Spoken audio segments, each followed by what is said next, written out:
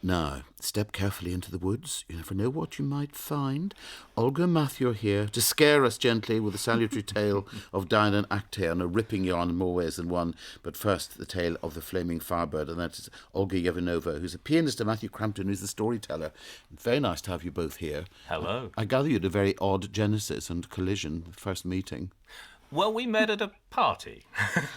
Yes, good evening to everybody. Thank you so much for having us. The party was fun because a friend of ours just bought a death mask of Chopin, and he invited me to celebrate it with playing Chopin's funeral march. And later in the concert you were performing... Well, I was doing one of my party pieces, a bit of music hall, with red tucked underneath her arm, which fitted quite well. And we heard each other and we thought, well, we ought to work together. Well, you know, inspiration has struck in stranger places, I'm delighted to say. So it's very interesting. How do you work this then? We're going to hear the new work, which is Diana and Actaeon, which is a bloody tale indeed. But The Flaming Firebird and Princess Vasilisa is one you've done before. What is that? This is one of our favourites. It's a great old Russian story. The Flaming Firebird and the Princess Vasilisa. A young knight is set ever more impossible challenges by a cruel king. And his only reward, when he unbelievably succeeds in meeting these challenges, is to be given another, yet more deadly mission. And so this piece we're going to do now is for right in the middle of the story. And it shows how we do our storytelling. Okay, lovely. So are you going to improvise, Olga? A little bit. I will be still using some wonderful compositions by Glass and Debussy and Part and Bach and, of course, the Beethoven. And you're very welcome to guess all the other pieces I'll be using. Gosh, okay, this is quite a short piece, only about 2.5 minutes. Well, I don't think we'll see all of those in this piece, but I'll be improvising around it. Let's see what comes in. Okay, well, see, somebody clever will get it all, of course. I know somebody very clever one of you. Let us know if you get them all.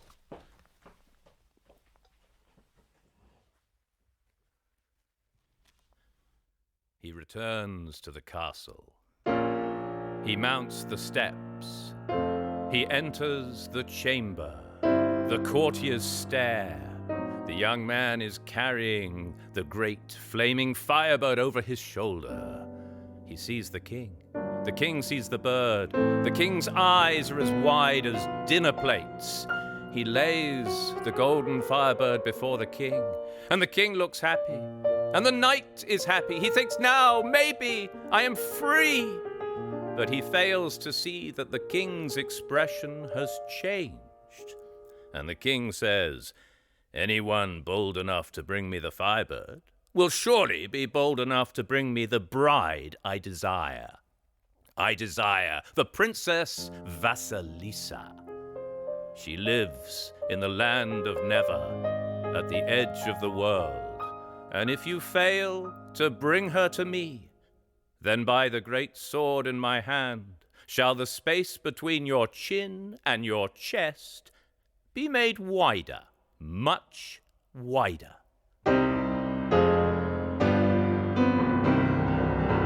Oh dear, now surely he will die. This challenge is too great for him. He weeps bitter tears as he walks out through the chamber, down the steps, and his horse of power says to him, grieve not. This is not the trouble. The trouble is yet to come. And together they ride out from the castle and all across the kingdom and all across the known world, and then right over the unknown lands until finally they reach the edge of the world, where the red sun rises each morning from out of the blue sea. This is the land of never, and this is where they will try to find the Princess Vasilisa.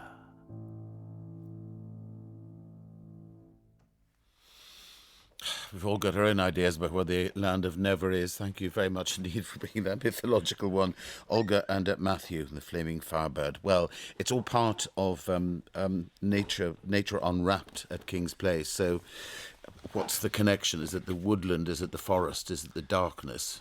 Well, there's this new season opening at King's Place of Nature Unwrapped, the launch weekend this weekend with lots of great stuff. We were delighted to be asked to come for this, and that's why it was like a commission for our new piece of Diana and Actaeon. And I guess we're saying it's how nature unwraps humans. Oh. Walk in the forest, things go wrong, there are many cautionary tales to be found. Do you get scared? Every time we rehearse, there's a bit in Diana and Actaeon where I'm terrified. And this makes me lose control sometimes over what I have to do. Because I think Matthew has done something totally magical. He's made the storytelling become very theatrical. And the theatre element brings a lot of fear, personally, to me. Yeah, we should really have all the lights down, shouldn't we? I'm looking at pictures of you, and it's the darkness. All you can just see is the brilliant red of your waistcoat. Well, I think that's what it's about. I mean, we perform to both adults and children. Separate gigs, but often together. And it's always great performing. Well, children kids. love being scared, don't they? Kids love... Well, this, I must admit, is not... Diana Actaeon is not for young children. No, we're saying 12 upwards for this one.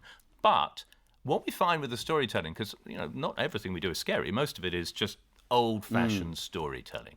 And so many times adults come up afterwards and said, I haven't been read a story since I was a child.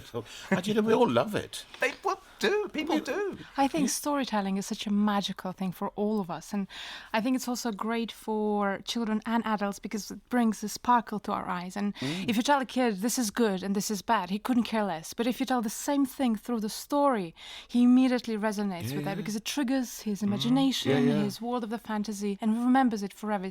He's got the association with something he's close to. We need much more of this. And to encourage, I suppose, children, young people to make their own stories and tell their own stories. Indeed. Well, entering the story is part of the process. Because I think one of the important things...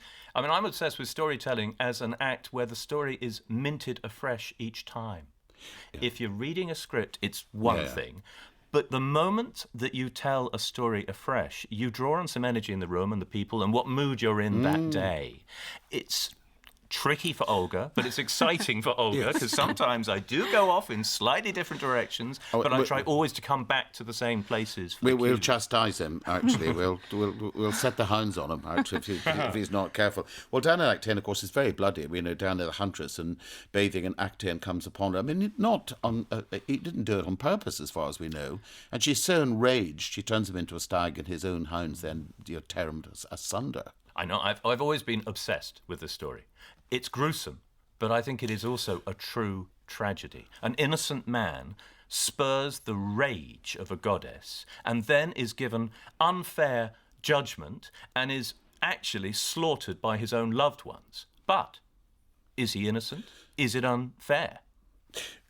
The jury is out, as they say. What music have you chosen? Actually, I know you to Ravel, which seems extremely unlikely for this violence topic. Really? I completely disagree. I think that the reason we've chosen Ravel, there are two reasons behind it. The first reason, it was an absolute and pure coincidence. I was working on the Ravel Piano Concerto. I was about to perform it with orchestra when Matthew one day brought this story to me and he said, I want to do it. And I heard Ravel in my head immediately. And then also, I think that this concerto deserves all sort of attention, not only because of the beautiful second movement, but thanks to this story, we also have to sort of discover the first and the third movement. Wonderful. Well, I'm going to let you tell part of the story, and if you want to hear it all, you'll have to go to King's Place on Sunday. Indeed. 3 o'clock on Sunday. 3 o'clock on Sunday. Thank you very much indeed. So it's Diana Actaeon. If you're of a nervous disposition, possibly look away now. No, don't look away. Just listen. I should say that this is the beginning of It's the beginning of the story, right. So we're not going to get the really, really bad bit.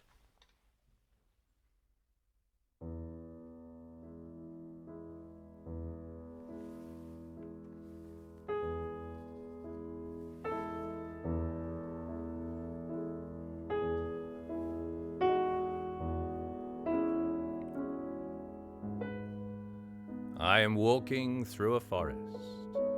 Suddenly, shoo, an arrow flies past, missing me by inches. I hear the sound of women. They are angry. No, they are aggressive, but they are laughing. They are happy. And then I see the women. They are bearing spears and knives. Ah, they're happy because they're hunting. And they have a leader. She is taller than the others. She carries a bow, and over her shoulder is a quiver filled with sharp, straight arrows. Her name I know. It is Diana.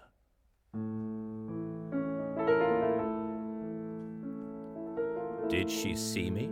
Did she fire at me? I'm invisible. I am the storyteller.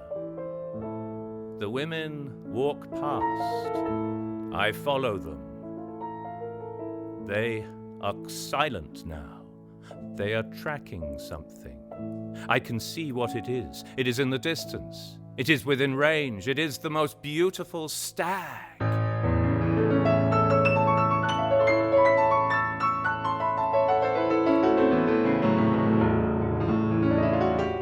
Now, the forest is not an easy place for an archer. You see, the trees get in the way.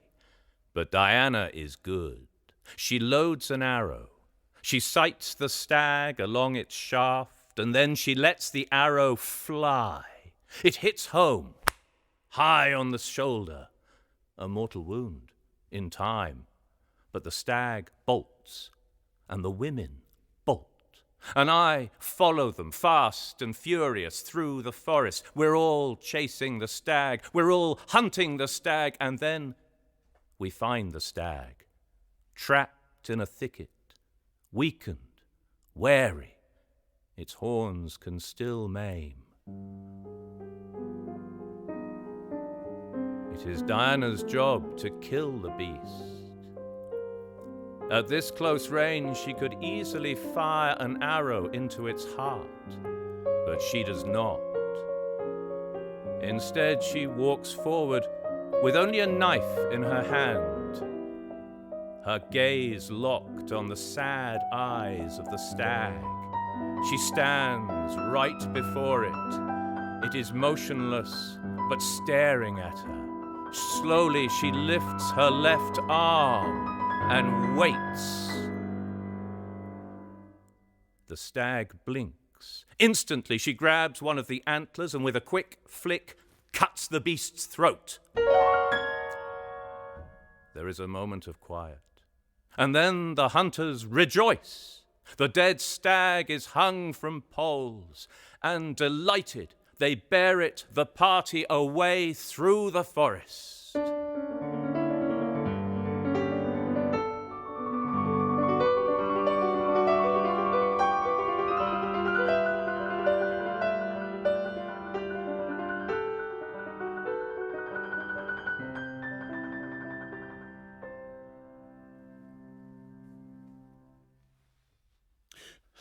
Thank you very much indeed. Who said goddesses were good? Thank you very much, Olga Jegunova and Matthew Crampton, and that's from Diana and Actaeon, and music by Ravel, and they're at King's Place, part of their Nature on Wrapped series, which starts this weekend. They're there on Sunday at 3 o'clock, and the Matthews off to Waltham Sofa Club on the 19th of January. Thank you very much indeed for being with us. It brings the time to about 28 minutes to the hour of 6 o'clock.